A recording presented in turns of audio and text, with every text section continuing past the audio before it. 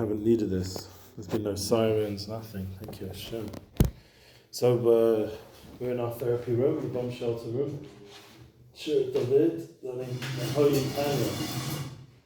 I had the opportunity to go weiter in the first Perek of lessons in Tanya, or the Likutei Amarim Tanya. We have the Kahas edition. Can you just give me a little bit of explanation how you got that from Chaim Miller? Just went to a shop and bought it, or someone gave it to you? No, I bought this myself, but I used to use this. I'm learning a little bit in New York. You met him? You met Chaim Miller? I've not met him. No, I've read He's English, you know that. There's a connection. No. Yeah. He went to Oxford, Cambridge, one of those things.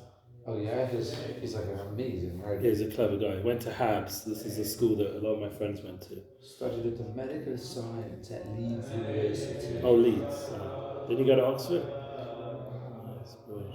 At the age of 21 years old, first began to explore his Jewish roots. Right, so maybe he didn't go to Oxford, Cambridge, right? Mr. Anoma. Leeds is still pretty good. He did the Gutnick edition, Karen Menachem Chumash. He went to Habs, that he for sure went to. Chabad. He was in the same school as, what's his name? You know, the famous guy who was in all those movies, Jewish, Baron Cohen. Oh, yeah. Who was friends. Character. He's a character. It's interesting that I was thinking about this yesterday. How in the Chutz La'aretz, for some reason when I say Chutz La'aretz, it feels like it's in America. England is like... It's a little bit closer to Israel. Yeah. But it's still Chutz La'aretz. To me, like it's like a different Chutz La'aretz, because I don't know, I find England very depressing. So I feel like at least you're depressed in England. In America, everything's amazing. It takes a lot to get out of that energy of England, like in terms of lifestyle and mindset. Someone told me that... keep happy. Happy! Someone told me that the Lubavitcher Rebbe said, when Mashiach comes up, it will even come to Manchester. Yeah, and Breslover said it will even come to Shevat. Right. That was a famous quote from Gedalia Koenig. Like the Breslov Shevat, it's very beautiful Chassidus up there, but Dafka where it looks most good is where it needs the most help. Because Mashiach, one, he comes to his closest people, but he also knows that usually his closest people are the ones that the most need the help. Right, for sure. I heard that from Gedalia Koenig's Chabad. That's good. You don't see Chabad in Israel. It's different, yeah. They don't have like such a tfisa, like a weird. They're weird. It's like they run the government programs. Like Kol Chabad is like a government agency. Oh, I didn't know. Not really, but it's almost like. I've done some concerts with them and stuff. But. Like Kol Chabad is the agency that the government uses, really. Like they're the ones that. It's like there's all the they're I think the biggest. You don't like see their like maybe just not here. There is an Efrat, that's Chabad. I know there's two. Friendly dude. They're very nice. There's like a short period of time I tried to do the Chayenu. Word.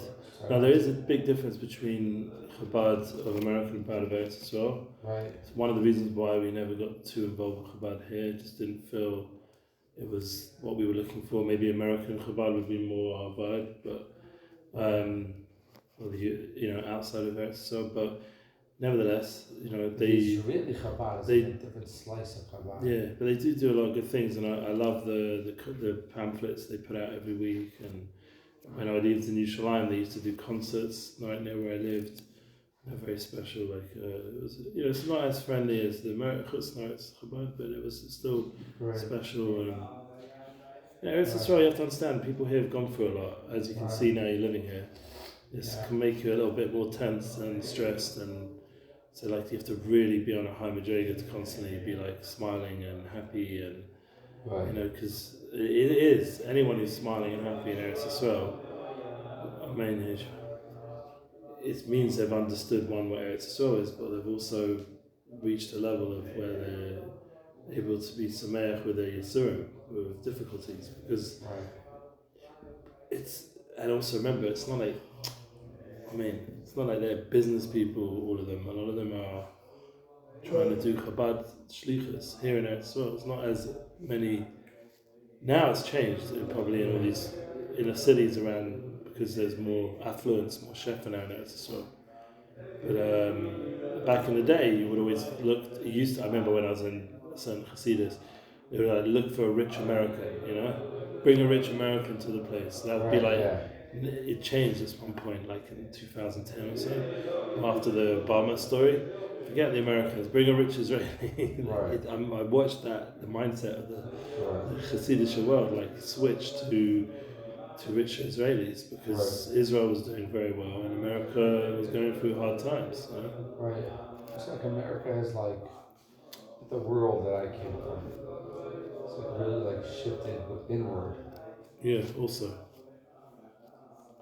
But eventually they're all going to have to figure it out with Eretz Yisrael. That's going to be the game plan, the end of the game, end game. The rest of culture is like taking over Israel as a whole. I would say in terms of popularity right now, I would hear what you're saying, but I think if you look at behind the scenes, a lot of Chabad energy. Meaning, like with Shalom Arush, his whole massive infrastructure that was there, a lot of the hadracha, like the outreach, came from the fact that Rav Arush himself was about tshuva, and he came through Chabad originally, through Rav Ginsburg, and a lot of the original Baalei Tshuva Breslovers, their first experience with Yiddishkeit was Chabad. So that gave them a certain open-mindedness to do kiruv, continue to do that outwardly. I totally understand. It definitely has a hashpah, the Chabad energy. It makes sense to me how the Rebbe is Mashiach. And now that he's not alive, it's a little bit hard. So people talk about Mashiach ben Yosef, meaning he would prepare the way for Mashiach ben David. Right. But we want to daven bechina. But we want to daven that Mashiach ben Yosef doesn't die. We say Kisei David Avtecha. Right. We don't want David Yosef, Mashiach ben Yosef to not be in this world. Also, we want it to be together. In every generation we have one, so he probably was.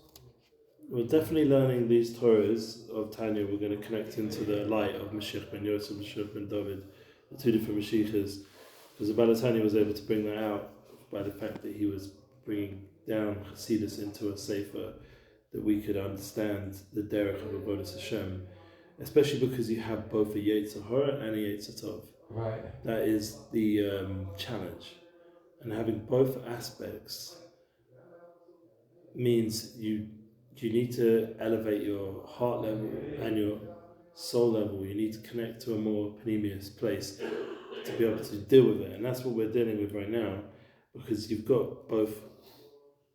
The initial pshat is, like you said yesterday, doesn't really fit well with you, like of that you've got this Yetzer Hara and Yetzer Tov. What fit with you was the Zohar, Panemius Torah.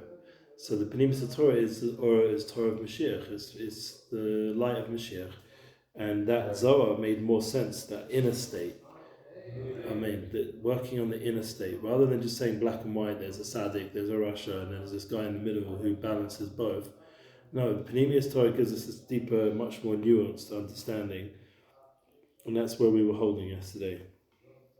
And I think that it's really the light of Mashiach that really clarifies this, because otherwise you're sort of stuck with very simplified understanding, and what can you do with that? Oh look, that's in Chabadnigan. It's no fun. An 8 minute. So let's learn where we're holding. We're holding by Beinonim Zev Zeh Shoftin. A Beinonim has this for this. Like the word is Shoftin, be judged, like Pasha Shoftim. But he has a Yetzer Hara, Yetzer Tov, Shoftin. Yeah, just make sure I'm on the right page. Yeah, here we go. The Shoftin Chuli. I'm a rabba, Kigon Ana Benoni. Now this is when it gets Lebedik. Just like catching it. This is where it gets really Lebedik, because the Yetzer Tov and Yetzer Hara are judging over him based on that basic Gemara in Brochus. It's a Gemara in Brochus. Tzaddikim, the Eitzahar Shoftin, Rishoyim, the Eitzah Shoftin, the Beinanim, Zeh Shoftin, because remember we're learning Sefer Beinanim, comes along, I'm a Rabba, if you go on a Benoni, he says, I'm a Benoni. So how can Rabba be a Benoni? Right. If Rabba's a Tzaddick, in my eyes, yeah, so what's going on? Amalei Abaya, Lo Shavik Ma'achai L'Chol B'yeh. Yeah, so what does that mean? Lo Shavik Ma'achai L'Chol B'yeh. If Rabba's Benoni, says here, Master, you make it impossible for anyone to continue to live, or a creature to live. Yeah, that's the translation that Baya said back to Rabba. Because if he's holding himself as a Benoni, then everybody else is a Rasha. Right. Yeah, according to Baya and according to most of us would understand this concept. And we need to understand this more clear. And we need to clarify this. Right. And it needs a clarification. And now we also need to understand what said Eov. And this is a Gemara in Baba Basra, Perek Aleph, yeah? Baba Basra, yeah? Rebbeinu Shalom, Brasa Tzaddikim, Brasa Rishayim, Hashem made Tzaddikim, Hashem made Rishayim, famous statement, V'chili, V'ha Tzaddik Rasha Lo Kama. For he does not decree which person to be righteous and which person to be wicked. Yeah? Right, yeah. It's really our Bechira. This is really, really important. Hashem gave us Bechira to choose. It's a very big element now in the spiritual system of the conversation of Bechira. It's going to come up again and again in the Tanya. Really, really important to get clear this concept of Bechira, that you have choice. Now, if you understand the spiritual system, there shouldn't really be that much choice, because Eino Mavado, there's only Hashem. What choice is there? No, but that's the chesed of Hashem that He gave. He gave this, let's say, option of Bechira, to be a Tzaddik or to be a Rasha or to be a Benoni. He gave us choice. Right. And He doesn't say Benoni here, but I'm adding that in. Yeah. Now, sometimes you feel like it's a bit overwhelming, this Bechira, because there's levels, there's a concept of being a Baal Bechira, Baal Bechira. Maybe we'll get into it. It's basically, you've overly chosen. Right. A Bechira, I've always... Yeah. It's like, again, it's like say a very vague term, like we're saying, it's like a Benoni. It's like Bechira is like this idea where we're... it's like this, again, it's this tightrope. You don't want to be an like a Baal Bechira. Then you become like, these people who intellectualize everything. Right. That's danger zone. And that means they've become too much of a yesh. Like they're too... Right. It's like we call it now narcissists and have all these names for it. But like a lot of these like influencers or like these guys who I see who are like, who built their own business or their own brand. Or sure. Like this guy in real estate, Grant Cardone, I think. Oh, that dude, he drives me nuts. And I get at least 5 emails from him a day. Yeah, they're like... Shabbat, it's like extra emails. Like he has a sales Yisera. Like his sales team go haywire during the weekend. But I think and it gets clever and clever. I just leave it in my email box just so I can delete it and watch what he's doing. And these I'm interested because they're hardcore. Yeah, they're hardcore. Like they have a formula. Yeah, and they don't stop. And they try in every different way, all kinds of different psychological, like they've got my name, they've got this, they got that. Yeah, I'm missing out. I'm like, wait a minute, I'm not missing anything. As soon as I see it's him, I just delete it. And his thing is like, if you have $100, you want to invest it. 10x, I'll 10x you. Yeah, 10x, $100. Yeah, whatever. It's all a bit of a scam, but anyway, the point is that. These kind of dudes, they're like too much. It's too much for hero. Yeah, it's too much. They get too much into their lifestyle and the money and he does talk about values, but it's all part of his shtick, whatever. Right, like some of the biggest businessmen you see, they're just like trying to make the best decision they can, and then the rest is up to Hashem. Yeah, that's the real Yiddish business guys. Like when I've been around Shiners, I'm always very impressed with he's like, and then he's using all his success to like help Torah, Right. Lakewood. Suddenly, it's like all the Avrechim had a big price increase in their wage, which changed the whole place, and that was a lot to do with Louis Shiner. And like so many places you've gone to, like my son when he travelled to Shiner and Moshe, well, I think it's Shiner. I think it's to do with Shiners. And then you go to Uman, like the biggest catering over there is Shiner. Right. Oh yeah. Like imagine all that success, and like when I go to Muncie as well, the Orachaim, that whole area there, Right. it's Shiner. It's like you can't, everywhere you go. A whole little town there. Yeah, it's like building all these little places which are mamish feeding Klal Yisrael and enabling so much learning and Torah and Ruchnius and Tzedakah, and it's unbelievable, man.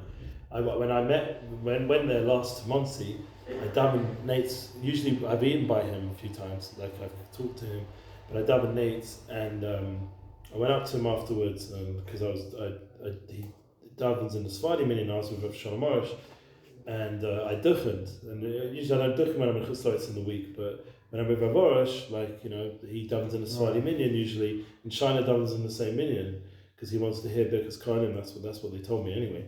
So I went up to him and I said, as I was about to say something, he said, Shkoya. It's because I just duchened. I said, no, Shkoya to you. Like, what you've done for me in my life, the amount of chesed I get from you knowing you exist and having connection to all the things you do. And he just smiled at me, like very happy. And I just said, fine, so, Shkoya to you. That was it. That was the last time I spoke to him in Muncie. It was about a year and a few months ago. But anyway, I didn't go to Uman this year, so I didn't see him. Not that he's been going the last few years. Anyway, maybe he goes different time of year. But let's go by it. So, but that's using his Bechira in a positive way. There's a lot of people using Bechira in a not good way. The main thing is to understand that there's Yediyah. That's what the Rambam brings. If you have a clarity that there's Yediyah, that ultimately everything's going to go the way Hashem wants it, the one who really knows. Yeah. So you might as well just shtel suit, like just go according to Yediyah. Attach yourself to Yediyah, because Bechira, being too much involved with the concept of Bechira is not going to really guide you right. It's choshev, Bechira. Hashem says Bacham Moiso Ba'ava, and we choose Hashem, Bachabanu, and all this lashon of Bechira, Boche, we're choosing, Hashem's choosing us, we're choosing Him. But that's beautiful. But at the end of the day, the more we're into Yediyah, Das, we've been learning about Das, more into Das, then we're more in tune with the Ratzon Hashem. Right. That's more what the focus is. You see by Rabbi Nachman, he doesn't talk so much about Bechira, he talks more about Das, Yediyah. Whereas the Balatani is not afraid of it. He talks about it and brings Eov, it's already a bit of a controversial Makor. Eov it's complicated, Eov. But anyway, let's go ahead. We got on to Madrig's, the Benoni, Shebavada Eina Mechetza Zachias Mechetza Avonis Jim Ken Eich Torah Rabba Ba'atzma Lamashu Benoni. Yeah, because if we would go according to the traditional black and white superficial version of what's the Benoni, what's the Madriga, the level of a Benoni, we'd say he's half Zachias, half mitzvahs, half avonis, but Bavada Eina Mechetza Zachias Mechetza. Why? Jim Ken Eich Torah Rabba. How could Rabba make a mistake? Ba'atzma. In the end of the day, he's not some delusional Amora who's trying to be an Anav or something beyond Anivas. He's really believes he's a Benoni. So how can he say if he's a Benoni if it's based on that model of half mitzvahs, half averas? Right. So true Benoni. Note that the law pasuk pumei begirsa. Ajfila malchamamis lo hayochol l'sholet bo. So with Rabba, it's interesting that like that's even like a Hava Amina, right? If we were to learn this by the Gemara, my question would be in the Hava Amina right now. I would say. Well, even the Hava Amina, but based on the Gemara, it does sound a bit like that. Right. And haven't you learned the Rambam? Do you always remember the Rambam? Yeah. The whole world's standing in this balance, and you can make tilted towards mitzvah or vera. The Rambam's emes. It's not. He's saying the emes. Right. It's more. If you understand the Rambam properly, it's about that moment. Each moment you have the opportunity to bring the world towards zakai, towards mitzvah. Right. And he's also talking about Pashtas Torah. He's not talking about with it's interesting to think that Pneumius background. It's like 50-50, like there's 50 Averos or 50 mitzvahs. It's like when I think of a Benoni, or in my mindset, a Benoni was like a guy who was like 85 mitzvahs and like 15, or it's like he's not. It's like this idea where it's like.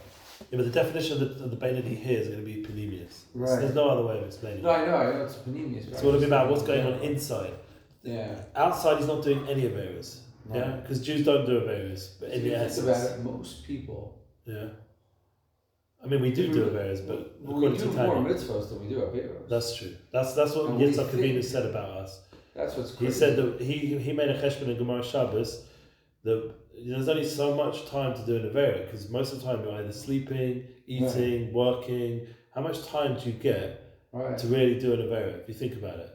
I was just thinking and most Averas are just momentary nonsense anyway. Right, they're not like, it's like... It's not like a lifestyle. If you imagine the weight... The problem is if you get to a lifestyle. And that's why I tell people. I'm saying the average... there's gambling going on, for example, in France. I told some of the people, getting into a lifestyle now, that's why I got to be careful. And I've noticed one or two of the guys are really intense about it. Yeah. So you got to I said to them, don't make this your lifestyle. If maybe once in a while, I don't want to do it because I think it's dangerous.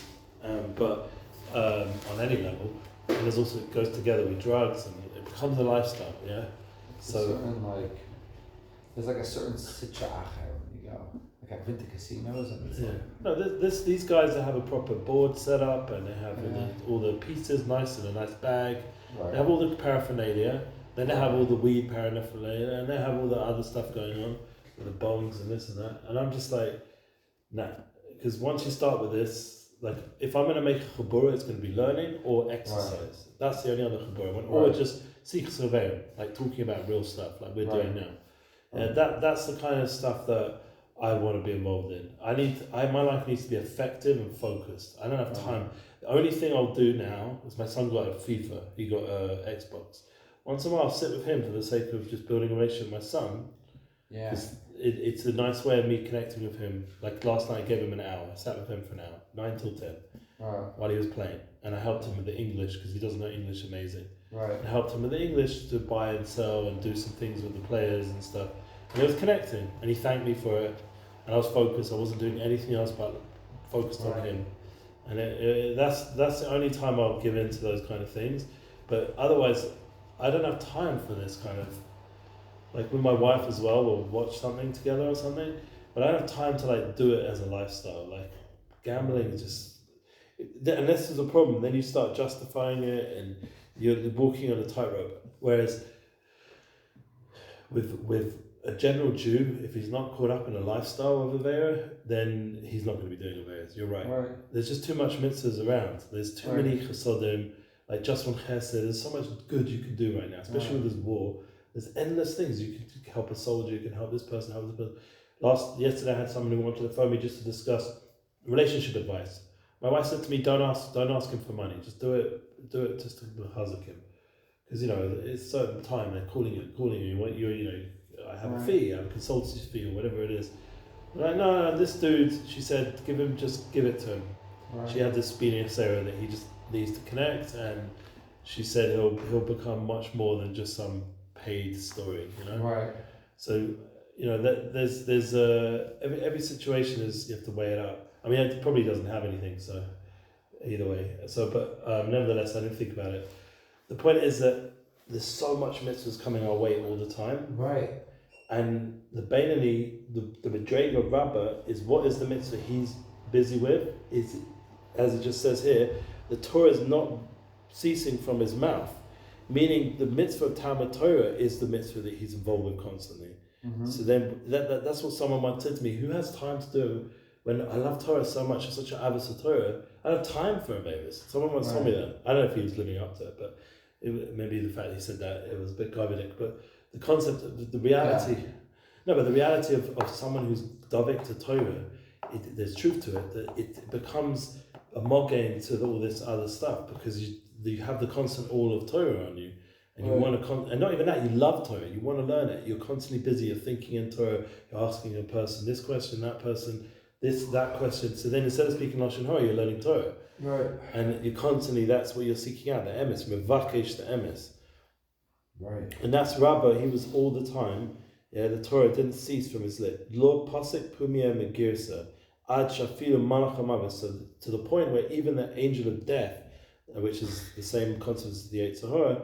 Lo hayochel l'sholeh bo. They couldn't rule over him in any way, so you couldn't even kill him. Even when it came to his time up, because he was so David to Torah. Who else did we see that in? Remember the story in the Gemara in Shabbos? David Melech. Right. The Yetzer Hara couldn't kill him because he was just David Torah. So what he had to do? Distract him. Right. Make a noise outside.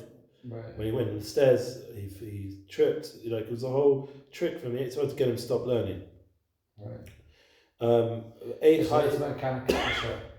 Yeah. Kasha on the Havam. Oh, there we go. And that strengthens what you were thinking anyway. Right. And I also, because it feels a bit superficial, how is it possible the Toras b'chitza avonas? Right. Yeah, that there's no 50-50 over here, because the Malach Mavs would take him in a second. Yeah, because then half the time he's doing Avera, and he wasn't. He was all the time learning Torah. Od shahari shasha oisa avonas nikru rasha. Also, the time he's doing an Avera, he's called a rasha, Gomel. See, that's really hardcore. But that's the truth, according to Tanya and Panemius and Torah, that when you're doing an Avera, you're basically becoming a rasha Gomel, because you're doing the Yetzer Hara's will. You're living to your ego or whatever it is. Okay, nachachach oisa tshuva nikra Tzaddick Gomel. Right. And if so, afterwards you do tshuva, you're called a Tzaddick Gomel.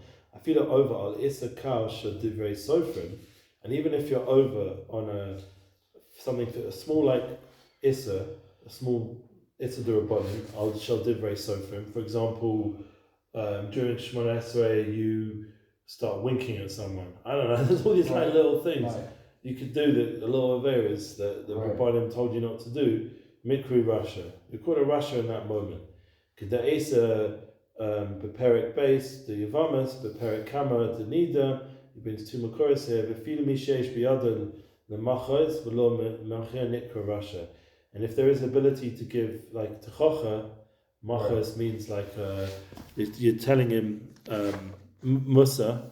I just want to get a better translation on Machos than Musa. Reprimand. Is that right? Reprimand, protest. Limchos. Yeah, you're right. Biyadon limchos. To forewarn, he says here. It's a different translation. I'm assuming it's to do a shtick of machal, what we should have been doing now with the guy in our room. No. I'm just joking. He has just as much right to sit there as we do. Even if we've been there more. He might not be there the next day. It's just for today. If you don't go and protest, then you're a Rasha, and it brings, this is also Gemara Shavuos, Perek Vav, Kol Shekain v'Kol V'chomer Mevato Eza Mitzvah, and all the more so, and he brings quite strong lotion here, all the more so those who neglect what? A positive mitzvah. So that would be Mitzvah Zashe, and She'ef Shalom Lekamo, and it's a mitzvah that, for instance, it's a mitzvah which he is able to fulfill, and he does not do so. What would that be? Lo asak b'Torah, ve'ino osik. There's an easy one to point out would be he's learning in Torah, and you have the ability to learn Torah, and you don't. Instead, you schmooze about, I don't know. So yesterday we were talking about, I heard people talking about, what was it? Some football game went yesterday. I don't even remember. Something like the Seahawks or I don't know, the Knicks. I don't know who it was. There was apparently a game yesterday. They were talking about it, and one guy said I didn't have time for it. Another guy was going on about it. Eina osek sha'ala darsha rizal ki davar Hashem b'zeh b'goyme. Yeah, Regarding said you quote because he has despised the word of Lord. That's a crazy old translation. He is despised. Ki davar Hashem b'zeh. That he's not really into the Devar Hashem. That's the problem. Yeah, right. And you have a chiyuv actually. Yeah, someone who the idea of Torah, and it then goes on to say v'kores tikras. Yeah, and his soul will be utterly cut off. Yeah, why? Because Torah is the source of life. Yeah. So if you're not really learning it properly and not really into it, so you're sort of cutting yourself off from the source of life. And I don't know if you've ever had those times in life you're not learning it so much. You do feel that a little bit. Right, yeah. When you're in one of those crazy balagan times where you got loads of panasa stuff going on and just running from thing to thing. I've had those moments when I was managing this in black or whatever. It's hard times running around this place, that place. I had to buy a property, sell 2 properties, this thing, that thing. And you're all day busy with the facts, busy with the lawyer, busy with the accountant. all the banks, you start to feel like you're disconnected from your source of life. Right. Well, that's why I feel like life in New York is very like that. And then what happens is you can either face the fact that you're disconnecting and need reconnect, or you can start making this whole, like you were saying before, this whole like billboard of Bechira, about Bechira, start justifying and building this alternative lifestyle where you don't need the Torah, Chas Shalom. And that's when everything gets messed up, Chas Shalom. I wonder if you even, like, what's interesting is that, like, it's almost like you can see through here that we define Russia as like wicked. Yeah. But Russia is not necessarily a wicked person. Like someone who doesn't learn is not a wicked person. Right? It's like Russia's like a status. At that moment. In that moment, you're a status of not a wicked person, a status of a Russian. We're going to see on the Panemius that the way you become a Russia Gomer. We're going to get into it in the next coming chapters, all the different definitions. But according to Panemius, but it means actually a Russia means a real Russia, like he's always being a Russia, means his Yetzer Hara. He's basically let his Yetzer Hara take over him. Like I would call like a virus. He's like let it take over his body. Okay. He's no longer, his left side of the heart is now ruling over the right side of the heart, which is influencing the mind. He's no longer in the battle anymore. His Yetzer Hara is running things. He's running the show. He said England running things. Yeah. He's running things, man. Like the Yetzer Hara is running the show. He's running the show. Yeah. And that's the problem. Now that's a Russia. My definition of a Russia, I would say, is a zombie. I don't know what a zombie is. A zombie is like zombie. A zombie. Oh, those guys, walking around, all the zombie movies. Yeah, there's too many of them. I'd say Russia is remember everything became zombie? Do you remember? Yeah. Every computer game, every TV thing, everything was zombies for a while. I don't know if they're still doing that. They probably got out to other cycles. No, nowadays it's actually a really, I don't like talking about it because it's like something, I hate the news, but like, I notice it myself, like every TV show has to do now with like some sort of like woke nonsense. It's ridiculous. Yeah, that's annoying. One of my like, you can't. Some of your favorite things now have been ruined because of this woke stuff. One of my like silly typos that I have is like I love Marvel comics. Oh, I heard they went woke as well. And like I love like Superman, Batman. Yeah, I love all they went woke. Stuff. Yeah. And my mom was he was really upset about that. Ben Shapiro and other. Like just all of it. Jordan Peterson started out with the guy who wrote it, who's changed, and there was a whole controversy. Yeah, like because they called him like the new. They made him into the red guy. You know what the Machshamo, what was the guy's name? I don't know. It's like the bad guy who was like Hitler Machshamo in the comic. They called him that, like Jordan Peterson. He's like a clown up. He's just giving people hope and teaching them how to be functional. All the comics are like all woke. It's like corporate. They all sold out. You know what someone said? Peterson actually said. I saw this yesterday. Once in a while, you see something worthwhile reading on X. It's usually from someone like him. Right. And he said, once you sell yourself to the devil, which is you, for example, allow this whole gender thing. Right. Once you say, I'll be open-minded, I'll allow, you can be these fluidities, and you start denying the fact there's just man and woman and that's it. Right. Like clear binary reality of that's the sexes, and you can have all kinds of confusion and illnesses and mental issues. Right. And identity problems that you have to deal with, but that doesn't mean change the reality of man and woman. That's how Torah made us, and that's will be till forever. So he said anyone who starts to allow their mind to get more like what they call open-minded and liberal, where it's really just this mind virus. Right. You allow the mind virus in, you've sold yourself to the devil, even on one level. Right. And even though it sounds a bit like Yoshka style way of talking about stuff, right, like it's a bit oversimplified, but it's important that someone talks that way, because otherwise, if you don't talk the other way, more extreme sort of clear, very logical, clear approach, then when you're dealing with a mind virus, you get confused. Right, totally. You become. It's confusing people. Russia, like it's a real. Rogan's saying China and all our enemies of America and in the Western states and Democrats. That's his theory. They are intentionally ruining the youth. Right. Through TikTok and Snapchat and all this stuff. That's his theory. They've got the algorithms, and in their country it's all normal stuff.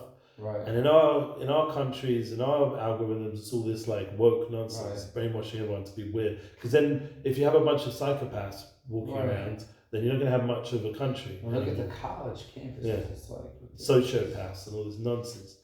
So really, it's a takeover. It's Yetzer Hara takeover. What's going on? Yeah. So we have to. This is why Tzaddikim, what they do, and I've seen this by Rav Simon Zilberg. They go the other way. They do like a Jordan Peterson and have to. What do? They come out and they say it's all Asa. Now you can get why he went on so strong with the iPhone. He has to come so strong just to balance out a little bit all of us. Right. Not because if you go talk to him personally, he'll tell you the more balanced approach for you personally, that you have to work with this stuff. But if you, as a Seaboard, he has to go the other way. It's the only way to balance out how Tumadik everything's gone.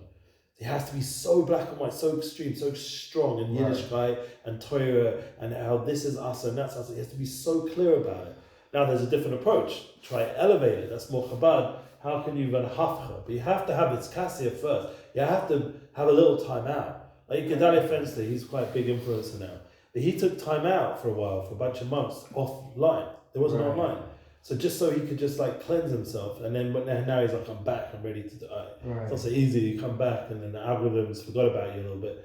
But whatever, like it's an assign. But the point is, you have to be real that there is such a presence of not good that you do have to be a little bit like away somewhat.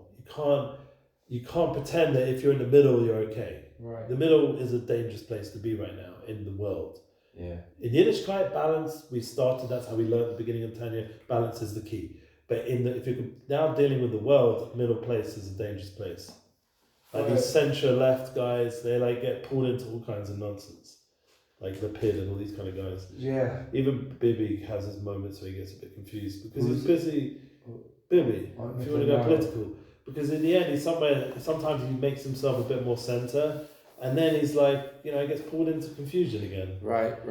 Whereas if you're just clear, you know what the Rotz and Hashem is finished. Right. So he's still playing the game of politics. Yeah, that's what I'm using it as an example where you can get pulled into the wrong place. Yeah. Okay, so he says here, but somebody who despite the word of Hashem shall be utterly cut off. It's thus plain. Yeah, he goes on to say, with Pshita, Demikra, Russia, Tfema over Issa, Durbonin. So the simple way of understanding is someone who violates the isurim of the rabbis, the things the rabbis make forbidden. Imkain alkain habenani einbo.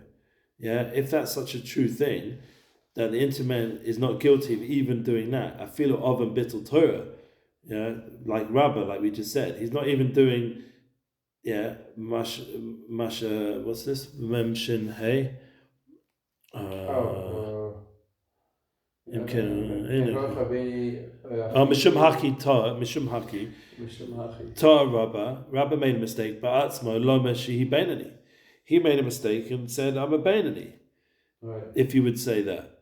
But we don't say that. That's the whole thing. We're going to clarify that.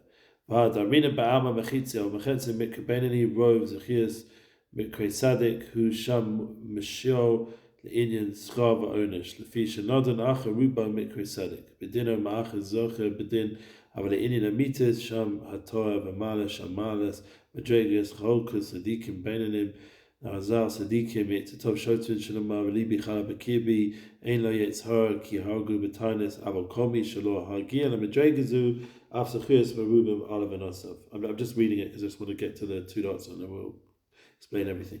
And malas b'dreig Tzaddik Klau, l'chein Arazal b'midrash roya hakodesh baruch tzaddikim shem ma'utin. You say there's not many tzaddikim around. Amad shtalsin b'chol dor v'dor. V'kamashikov tzaddik yisod. So that's when you start to realize there's not going to be in every generation loads and loads of tzaddikim. Why? Because they have no Yetzer Hara really. Or they've completely demolished it to the point where it's just this tiny presence. That's tzaddik. She'eino gom tzaddik komo is where it's destroyed completely. And they come in, there's only a small amount of those tzaddikim coming to each generation. So now what we need to do is go back, understand this concept. Yeah, Rabbah is coming along. He's not over even a little mitzvah d'Rabbanan. Right. And yet he's calling himself a Benoni. Yeah, because it's brought, the whole thing when it went off was a Zohar. He who sins a few is closed as a righteous man. Yeah, he's classed as a righteous man who suffers. So he doesn't have any sins. That's how we understand Hamanuna, Teliyahu. With Teliyahu answer, the experience of righteous man who suffers is which is given above the Torah. So there's so many different ways to understand the Mitzvah Shel Torah. There's so many different ways of learning this. Yeah, that we're going to have to understand that the Tanya's definition is not the definition that that we get from the Gemara Brachas of chetzi, half. Yeah, that there's the Tanya definition of Benoni, based on what we're learning, is that he doesn't do sin. Yeah, according to because Eliyahu said back to him, the someone who is a Tzaddick She'ena Gomer or Tzaddick Gomer. Tzaddick She'ena Gomer is someone who and he suffers ralo. It's because his Yetzer Tov is subservient but still exists. That's what's bad for the Tzaddik. He still has a presence of Yetzer Tov. But if he was a Tzaddik Gomer, the Tovlo, he wouldn't have any Yetzer Hara. He's ruled over his Yetzer Hara. He doesn't need that kapara of having a Yetzer Hara. Shibun Panim Torah and the 75 of the Torah. So anyway, so the point is, if we would... Which part did you get up to just now? Sorry. I was reading also here. Yeah. You got it to the Tzaddik, Yisoro. Yeah, that was the last part. So let's just go over the Had Amin and Ba'ama. Yeah. Let's go into this. Know that one is deeds and misdeeds are equally balanced called a Benoni. Chetzachim mikri Benoni, road Zachias mikri Tzaddik. While he was a majority of verses that way, it's called a Tzaddik. V'hu Shem Mishal, like someone who's borrowed a name. Right. Merits and sins, in fact, borrowed names. The Indian Skava Onish. So that's an interesting concept. There's a borrowed name. Right. Which, in my opinion, would mean it's like more like a sort of superficial use. It's not the real, actual use. Right. That's how I don't understand borrowed. Because if it was the real name, it would be the real name. Like borrowed means you're just borrowing a concept to just make clear a sort of ideal, but it's not the reality kind of thing. The reality isn't this half. Right, it's really just a mistake that like we've kind of,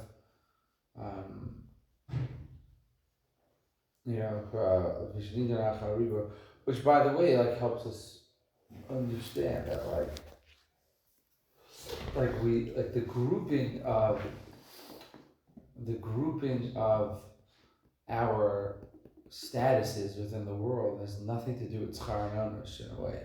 It does, but it's less about the schar and onush and more about the actual like it's where we're holding. Yeah. Like where we're holding. How much involved are we with the Yetzer Hara and Yetzer Tov? Like what have we done in our inner realm? Right. We're going to see later on is going to bring all these tools to help understand it. Like you have these two cities and they're making war with each other. Right. We're going to clarify more and more those two different aspects of ourselves.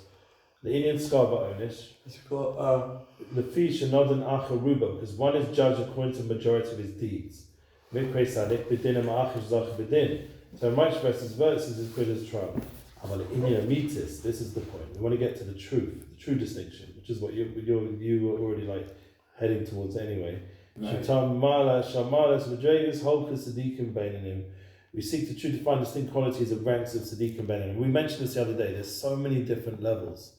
And you have to find yourself on your own unique level. You have to makir your own mokum, know where you are. Yeah, who's a chacham? He knows his place. Yeah, or knows a chacham. Who was it? Yeah, he's a chacham. He's makir it's mokum. He knows his place. You don't start imagining you're like Dimyonis. Oh, I'm this big, suddenly I'm Rebbe Nachman because I learned to look at Maron. Right. Or I'm like the Lubavitcher Rebbe because I put tefillin on a few people. Right. You have to like know your place. I'm representing Zal Sadikim Yetzer Shovdin Shunamar Labli Chala Bekirbi. Libi Bechala Bekirbi is a high level. What does it mean? We say it in Tehillim. It's Psalm 109:22. Yeah, Tehillim 109:22. But the idea is good. Yeah, what do?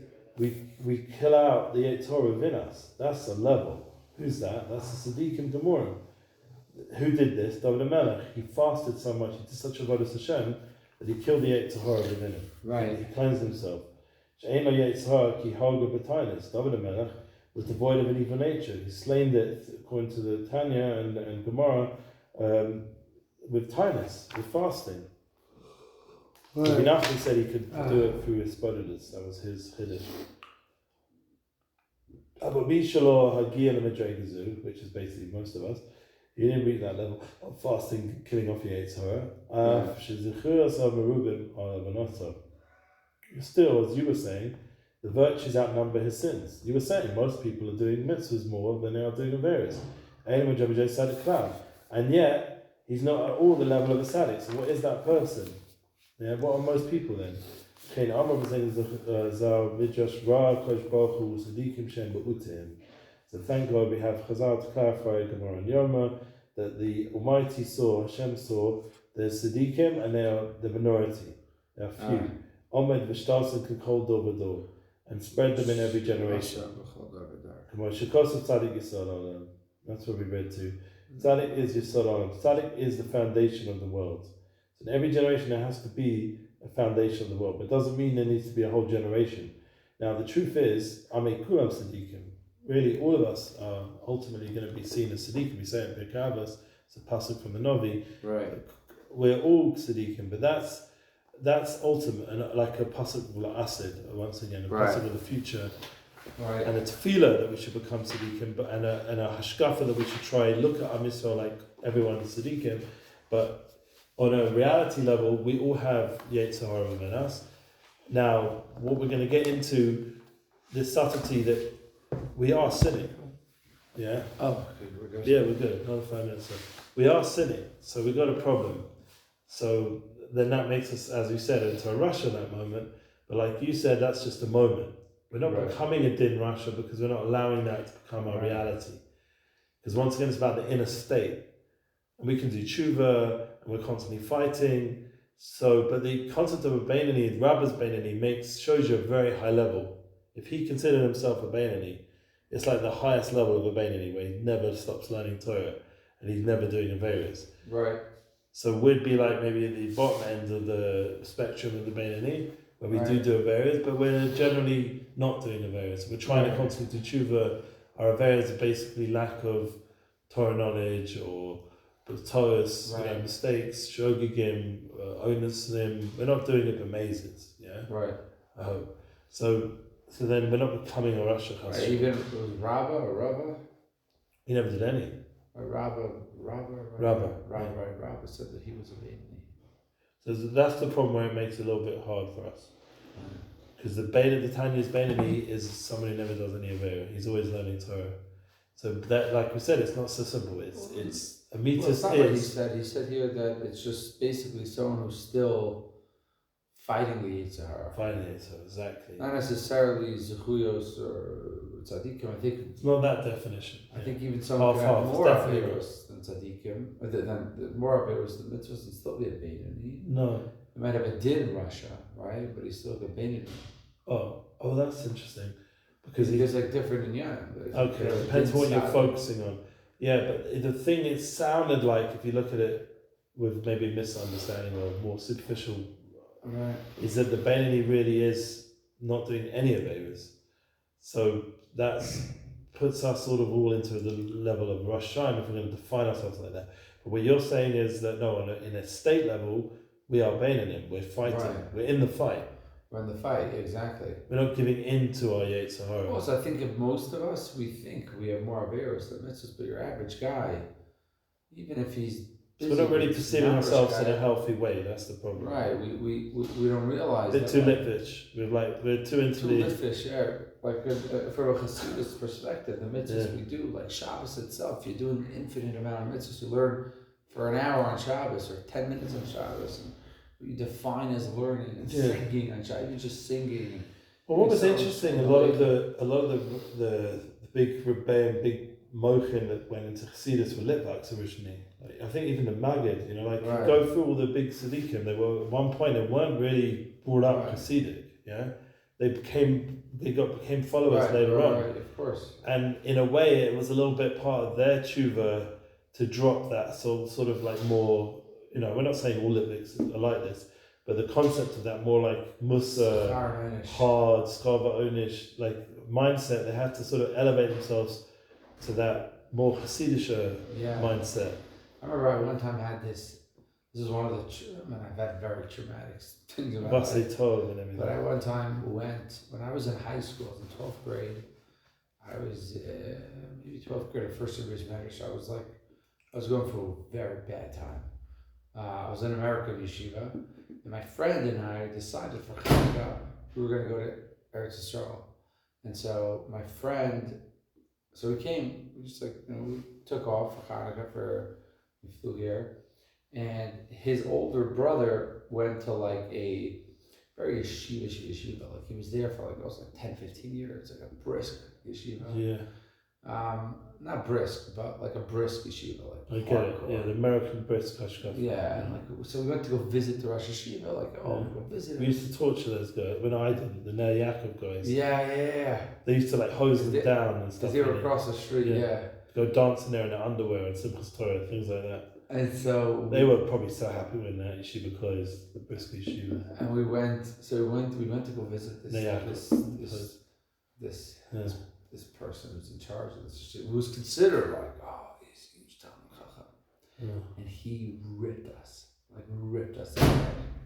He was like, what type of people take off yeshiva? And he just Chag of Tanya. And he just ripped us. I was sitting there and I was like, in my head, I'm like, is this guy really doing this? And like literally 40 minutes, just like ripping us, like ripping everything. You go a lot to this, I don't know what the hell he was talking about. And then after 40 minutes of like just like mamish, like if I ever go in that way in my house, my daughter or someone will call me out in a second. When I start getting into my more frummy headspace, my kids are like, oh, here we go.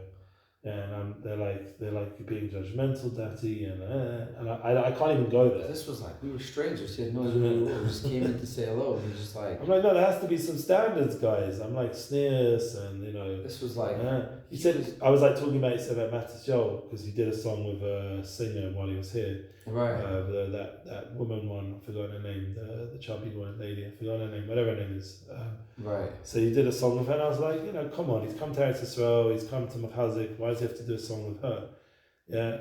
And they're like, stop judging. And I'm like, you're lucky he does anything Yiddish guy. Like, who says he wants to be from anymore? Like, he maybe just wants to connect to the more premium of Yiddish guy. Right. And I'm like, all right, I hear it. I think he's going to come back. I think so also. But anyways, at the end of that conversation, my friend was a Yasam. Oh wow! And to them, Yasam Yisraelim are like, they like, oh Yasam, because like it's a deraisa. Like, that's like a thing in brisk. Yeah. Like if you're a Yasam and brisk, it's known. Like you're like, oh my God, do whatever you want. Yeah. And so he was like, your name is. My friend's name was Stein. He's like, are you related to that Stein? And he was like, he didn't even ask us our names. That's how like.